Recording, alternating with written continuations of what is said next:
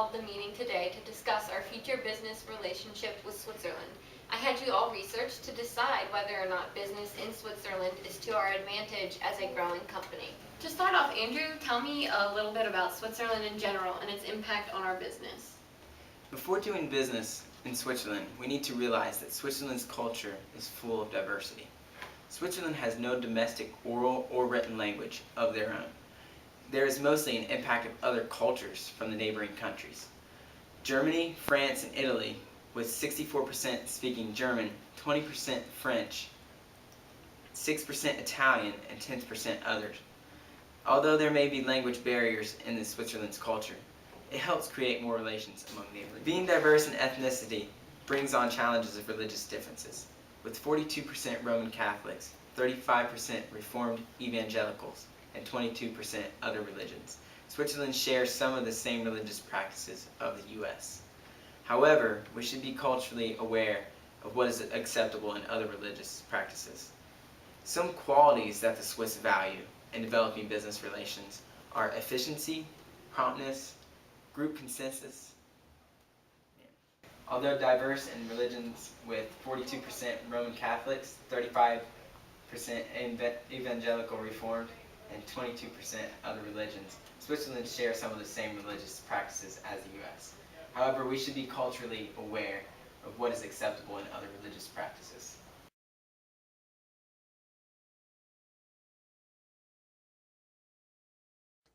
You don't see the Swiss team fighting, do you?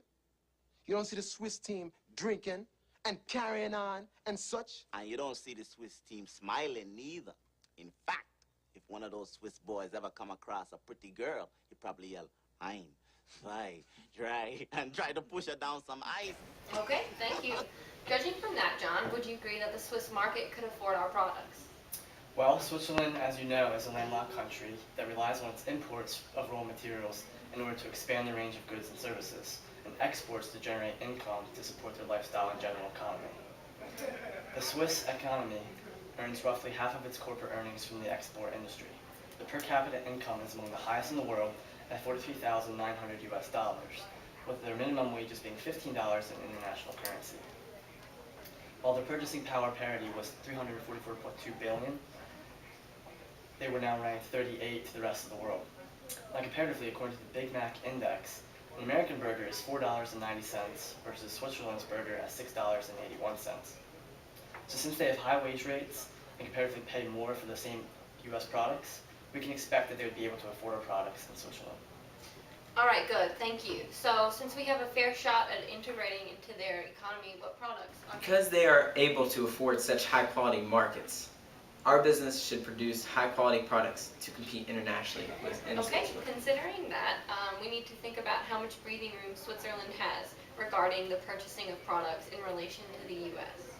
Well, the Swiss are able to purchase products almost as well as people in the United States because their per capita GDP, which is among the highest in the world, is ranked 14, whereas the U.S. is 11. So comparatively, it's about the same. Okay, and how does their debt relate to the purchasing ability? Their debt ratio is approximately 52%, which puts them at 53rd in the world, and the U.S. is in 35th. So Switzerland is actually in a better position to repay their debt. Okay. Sorry. The Swiss are mostly interested in highly quality... I'm going to shoot myself. Focus, you got this. I'm just kidding. All right, cool. Not going to do it. Sorry guys. Good. The Swiss are mostly interested...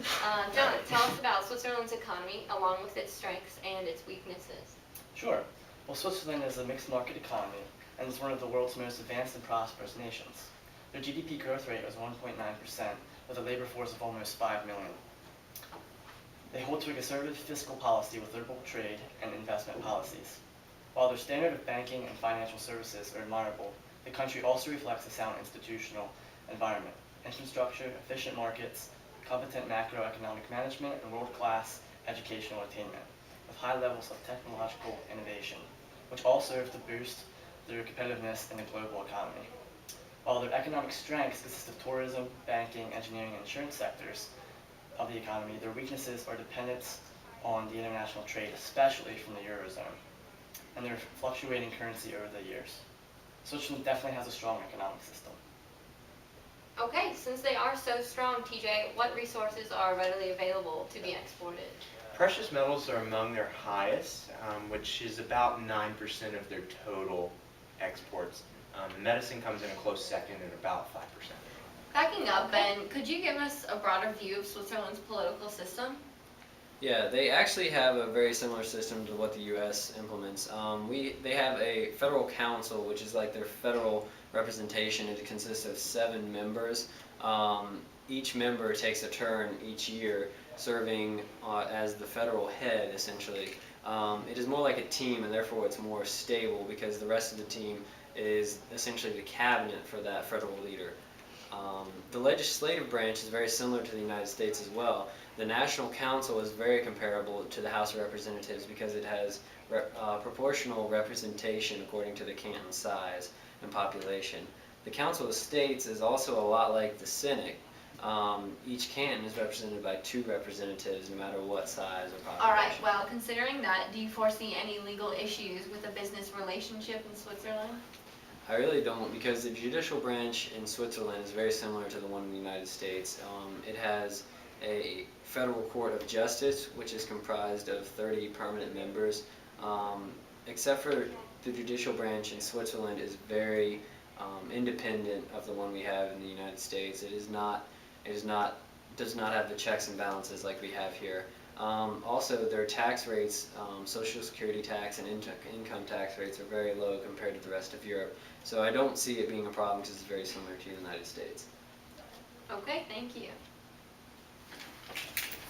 Okay, so since we know about all of this, what would you suggest the best way to enter into the Swiss market is?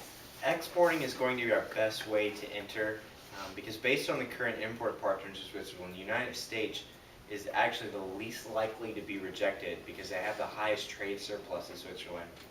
Therefore, exporting from the United States into Switzerland would be the best way and the most efficient. Okay, that is wonderful. So if we move forward into Switzerland, can we expect to be profitable? Well, according to my research, Switzerland's trade growth from 2012 to 2026 will be 74.5%.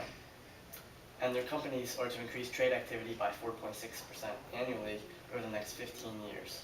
The United States is also the largest foreign direct investor, which shows strong support in their economy. Although the long-run economical growth is predicted on structural and policy reforms, as a company, we would be moving in the right direction to connect ourselves with their future growth opportunities, because those opportunities lie in international planning. So their long-term profit potential is considered to be profitable in the future. Okay, thank you guys. After hearing your research and seriously considering it, I would agree with the facts and say to move forward into a new business venture over in Switzerland. Thank you.